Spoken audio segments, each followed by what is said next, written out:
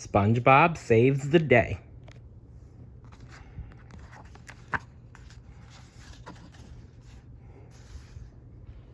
The Great Patty Caper.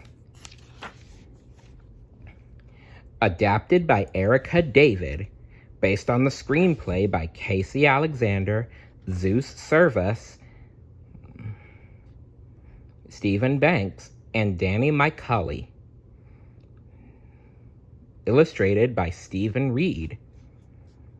It was a very special day for Mr. Krabs.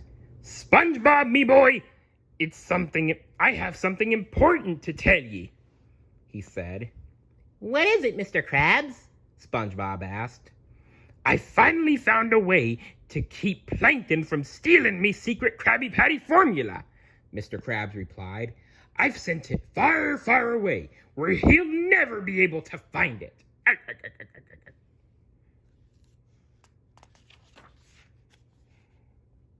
That's great, Mr. Krabs, SpongeBob said. Then he frowned. But we just ran out of Krabby Patties and we need the formula to make more. Ah, tartar sauce, Mr. Krabs grumbled. The formula's all the way on the opposite side of the ocean. I'll get it, Mr. Krabs, SpongeBob said. Send me. I won't let you down. This is a very important mission, boy. The formula is in a safe deposit box in the ocean's largest and safest bank in way far out Townville, Mr. Krabs explained. He pulled out a key from his pocket. This is the key to the box. Guard it with your life, SpongeBob. Aye, aye, sir, SpongeBob said, determined to do his best. Well, if I know SpongeBob, and you know I do, he's always ready to do his best. And he always does do his best.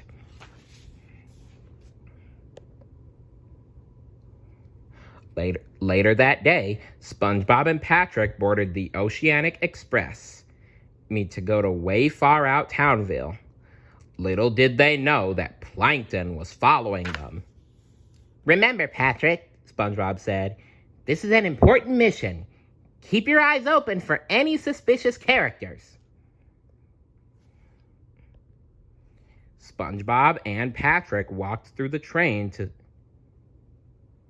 the dining car. Hey, SpongeBob, does that guy look suspicious to you? Patrick whispered. I think he might be spying on us. SpongeBob chuckled. Patrick was staring at his own reflection. Relax, Pat. I don't think he will give us any trouble, SpongeBob replied. A man walked up to them. I'm sorry, but the dining car is closed, he said in a snooty way. But we haven't even heard the specials yet, SpongeBob said. No, the dining car is over for you. You must leave now, the man snapped. He grabbed SpongeBob and Patrick and tossed them out of the car. Rude man. Well, that was certainly suspicious, SpongeBob exclaimed. Patrick, we have to find a safe place to store this for the night. He reached into his pocket for the key, but couldn't find it. The key! It's gone! He yelled. Uh-oh. I hope they find it. Just then, SpongeBob spotted Plankton. Plankton! You stole the key, he said. I just got here. I couldn't have stolen it. Yet, Plankton said with an evil grin. I don't believe you. Search him, Patrick, SpongeBob ordered. Patrick lifted Plankton up and shook him upside down.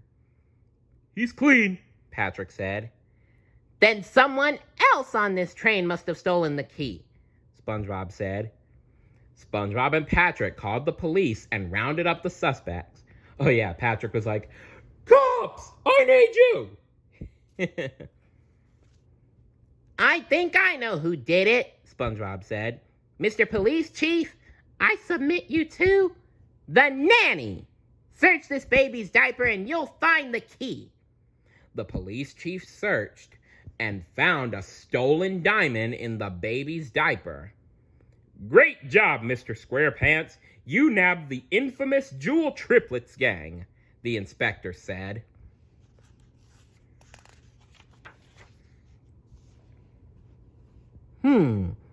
If they didn't do it, then it has to be the butler, said SpongeBob. The butler always commits the crime. Shake him down. When the police chief revealed that the butler had been wearing the mask, the cop exclaimed, "It's Orrin J. Ruffy. He's an international fugitive wanted for stealing more than $75,000 worth of ham sandwiches." Ham sandwiches? Thank you, Mr. Squarepants. You're welcome, but what about the key? I failed Mr. Krabs, SpongeBob wailed. Don't worry, it'll turn up, Patrick replied as he pulled something out of his pocket and began to pick his teeth with it. Patrick, that's the key! Where did you find it? SpongeBob asked. I found it when I was cleaning your shorts earlier, Patrick answered. Oh, SpongeBob said sheepishly.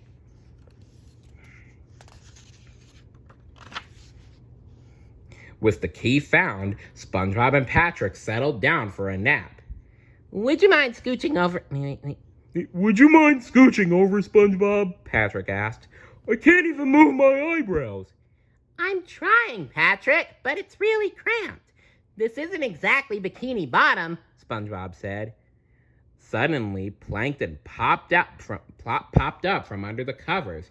Need more room? He asked, opening the window. Maybe I can help. Maybe I can help.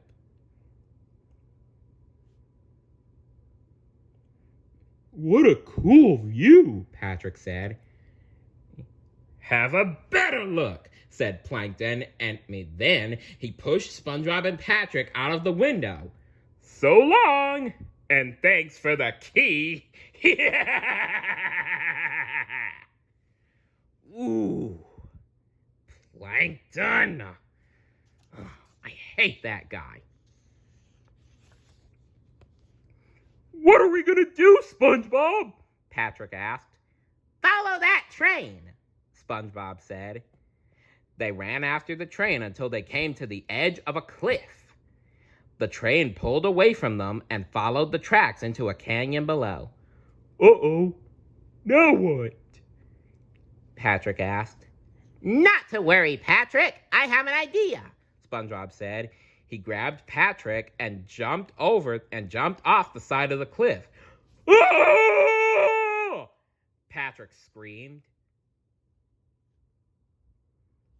But SpongeBob just smiled as he flopped and flapped and changed into the shape of a hang glider. They soon landed safely on the roof of the train. Way to go, SpongeBob! SpongeBob and Patrick climbed down into the train. They chased Plankton from one car to the next. You won't get away with this, Plankton, said SpongeBob. Finally, SpongeBob and Patrick chased Plankton all the way to the front of the train. All right, Plankton, end of the line, SpongeBob cried. For you, maybe, Plankton replied as he quickly unhitched the engine from the passenger cars.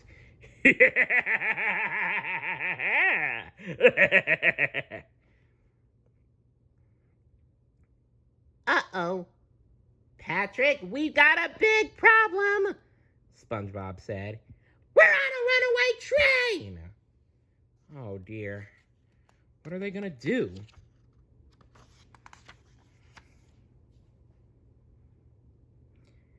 Quick, look around! There has to be a way to stop this thing, SpongeBob told Patrick. Patrick stared at the control panel. He found a lever labeled brake. Don't worry, SpongeBob, I'll save us, he said. Patrick grabbed the lever and jerked it back and forth until it broke. He proudly showed SpongeBob the broken handle. Dang it, Patrick! You broke the brake! You're not supposed to break it! Patrick! You broke the brake! SpongeBob cried. It told me to, Patrick replied. No, it didn't, Patrick. It was telling you what it was. It was telling you that was the brake. You could have stopped the train.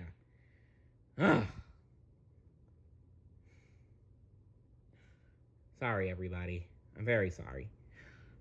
Anyway, let us continue. The train kept speeding down the tracks, and SpongeBob and Patrick were helpless to stop it. It burst through a train station and looped through the dreaded twisted trestles. Yeah, I remember. SpongeBob and Patrick liked that ride. It's kind of like a roller coaster. Meanwhile, Plankton sneaked into the way far out Townville bank. He used the key to open the safe deposit box. At last, my day of triumph has come, he said. As he picked up the Krabby Patty formula, a voice called out, Just a minute, Plankton. Mr. Krabs stepped out from the shadows. Did you honestly think I wouldn't have planned for you?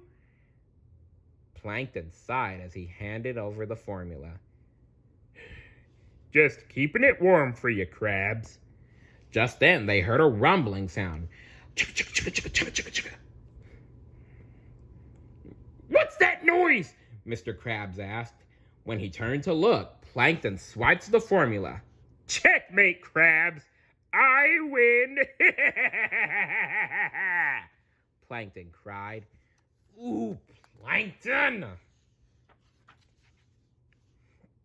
All of a sudden, a train smashed through the wall of the bank. SpongeBob and Patrick had arrived just in time. SpongeBob hopped down from the train and took the Krabby Patty formula from Plankton. Good job, boy, Mr. Krabs said. You saved the day. SpongeBob replied proudly. I refuse to fail, sir.